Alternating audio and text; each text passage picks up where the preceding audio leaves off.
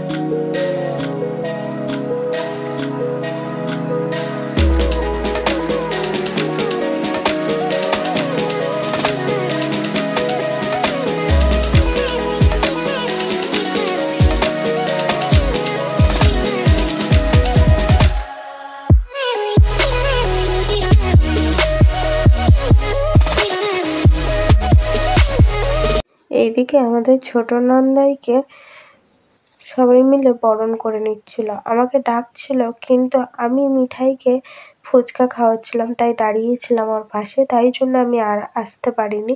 তো এর পরের ভিডিওতে দেখাবো বিয়েটা কেমন হলো।